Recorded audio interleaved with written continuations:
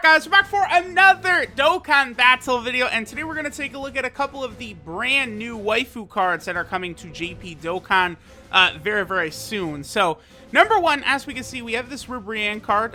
You know, she's got a transformation. Now, she works differently from every other transforming card we've ever seen in Dokkan, because Ribrianne immediately transforms right away. There is no delay. The very first time Ribrianne shows up, she immediately transforms, right?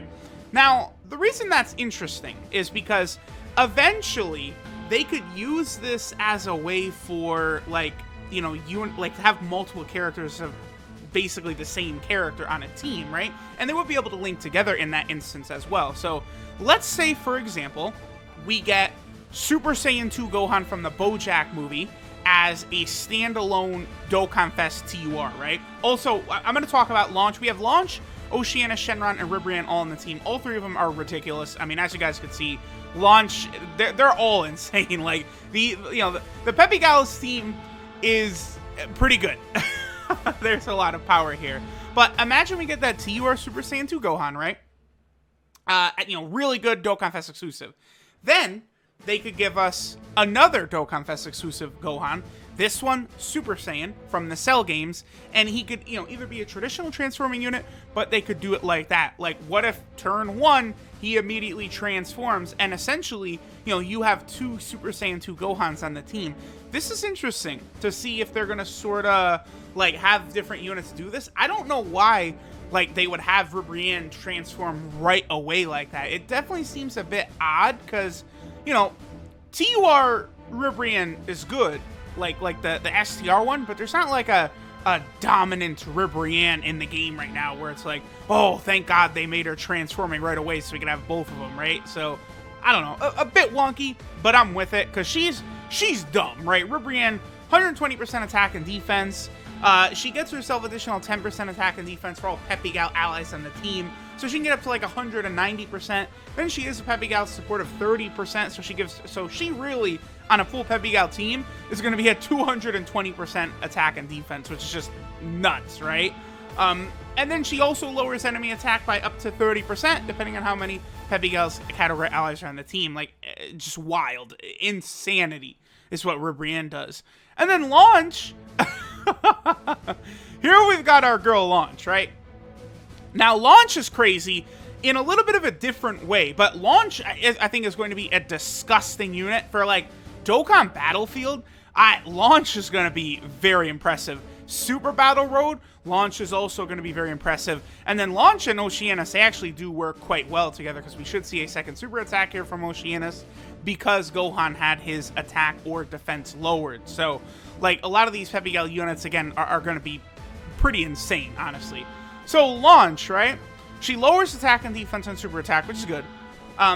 She gets 100% attack and defense at the start of turn, right? So, pretty basic right there. But then where Launch is insane is basically for the next 5 turns from the start of fight, she has like 50% extra damage, high chance to do a crit, guaranteed additional, high chance of being a super. So, like, for the first 5 turns, she's absolutely insane. Also, here's the new Ribrianne super attack. I mean, they put a lot of effort into it, right? I mean, Ribrianne is super good, so I'm not even upset, but, Ribrianne, this one is now the best leader for the Peppy Gals team. She does give up to 120%. She also has a dual leader for both Peppy Gals and Transformation Boost, too, which is interesting, right? That's not too bad. Definitely a sort of... I would say Ribrianne is actually a super, super good card that you could pull from banners now. Because remember, Ribrianne is an awakening for previous Ribrianne, who's been out for a while now. A little under a year, I feel like, for Ribrianne. It's about how long she's been. Now, Oceanus is also crazy, right? This is why it's just so dumb to me that, like, they've limited the Shadow Dragons as much as they have up to this point. But they did make our girl Oceanus pretty ridiculous, right?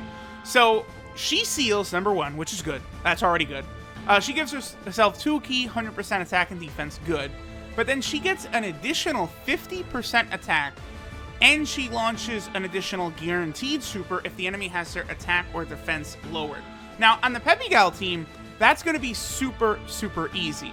because on the Peppy Gal team, you have a ton of units at lower attack, a ton of units at lower defense. It's not going to be hard for her to get that guaranteed second attack. But then even on the Shadow Dragon team, both Super Saiyan 4 Gogeta and Physical Omega Shenron lower enemy attack and defense just by being on the rotation. So Oceanus is set up in a way where she's always going to super twice. She's going to seal, but then on top of it, if the enemy is sealed, Oceanus then has a high chance of stunning them. So the way she's built is she'll super attack first and seal the enemy. Then she'll do a second super attack, which has a high chance of stunning them because they're sealed. So I really, really like the design of Oceanus, and she is a big upgrade for the Shadow Dragon team. She is absolutely strong enough to fit on that Shadow Dragon team. I saw a post on the Dokkan subreddit, which is probably true, but it said that Oceanus is actually on the optimal Shadow Dragon team over Super Saiyan 4 Gogeta, which is definitely interesting. I mean, Super Saiyan 4 Gogeta has aged a bit. You know, he's not quite the complete dominant card he once was, but I do still think Super Saiyan 4 Gogeta is very, very impressive. Really, the only negative with him now, I would say, is that he has no defensive buff before he super attacks, right? Only after Super Saiyan 4 Gogeta supers does he have any sort of defensive buff whatsoever, but he does still have that 70% chance to dodge and counter super attacks. Personally, I am ready for an LR Super Saiyan 4 Gogeta and an LR Sin Shenron that transforms. That's what I would like to see. That's what I want for the 300 million download celebration, if it's not Gohan and Cell, right? Give us the Super Saiyan 4 Gogeta, give us a new Omega. I think that would be fantastic.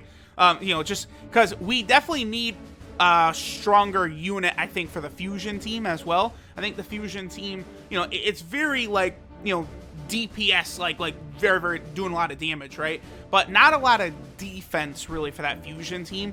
So I think just making, honestly, I'll tell you right now, I would love if they drop Super Saiyan 4 Gogeta LR and he's the best unit in the game. I'm totally cool with that. I know a lot of people will probably be surprised to hear me say that. I don't mind if LR, Kale, and Khalifa are replaced, but although at the same time, for a unit to be better than LR, Kale, and Khalifa, they would have to be so dumb. Like, okay, let's see. So Gogeta, if Gogeta was an LR and he had, let's say, 150% attack and defense, and he had that great chance to counter super attacks, I feel like that right there, he's probably, is he better than LR, Kale, and Khalifa?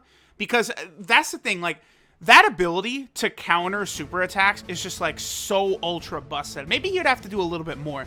If he also would then, you know, lower enemies' attack and defense by 15% just by being on the field, I think all of that combined just makes him a ridiculous card. Then if he's an LR, like having LR stats and he has 150% attack and defense, he would just be so stupidly OP. That would be cool. And it would be a fantastic buff. Fusion. I mean, at that point, though, Shadow Dragon, if they really did an LR Omega and Super Saiyan 4 Gogeta, like, the Shadow Dragon team is just going to be so overpowered. And look at Oceanus, man. Like, some of these Peppy Gal units, like, you know, before, I wanted to do a run on the Legendary Goku event. I feel like in order to get it done, I needed one more copy of Kale and Khalifa so I could have their SSR, right? But now, like, I think with these new units, you know, essentially really, like, Ribrianne, it's mainly just Ribrianne, the dual Ribrianne leaders, for all the extra stats they would bring to the team, being a 30% Peppy Gal leader, and then also, you know, having 120% instead of 100% as leader skill. I think that alone makes the Legendary Goku event, like, not only doable and possible, but, like, not even really that hard. Like, I would imagine the Super Saiyan 3 team is still more difficult. Giant team is probably still more difficult. Although I do think the Giant team can definitely get it done, I think. As of right now, like, the only team I think that, like, wouldn't really be able to get it done is probably, like, Dragon Ball Saga or, like, you know, like, World Tournament or something like that. Even Namekian. I feel like Namekian probably actually could do it as well. Because you have Piccolo and Nail in one rotation who can't be touched. And then on the second rotation, you have another Piccolo who can't be touched. So the only way UI Goku can even hurt you is by attacking, like, the last spot of the rotation. which he does do frequently, but if he's not doing that, that's an easy W for the Namekian team. So I'm probably going to start doing a lot more Legendary Goku event videos pretty soon, because I haven't done too many of those lately. I've just been focusing on certain units, but I want to beat the event with like only a Planet Namek Saga team and, you know, only a Namekian team, you know, do a couple of these different things. I think I still have not done it with the Revived Warrior team too, by the way, but here we go. Here was a quick look at the upgraded Peppy Gals team. I will do individual rainbow videos on all of these waifus once they release, including the Physical Kid Chi-Chi card, who is not on Peppy Gals, but she is also quite good. She is going to be pretty good on the Dragon Ball Saga team. So, thanks guys for watching. I don't recommend summoning on this banner, even if the girls are great, and I'll catch you guys next time.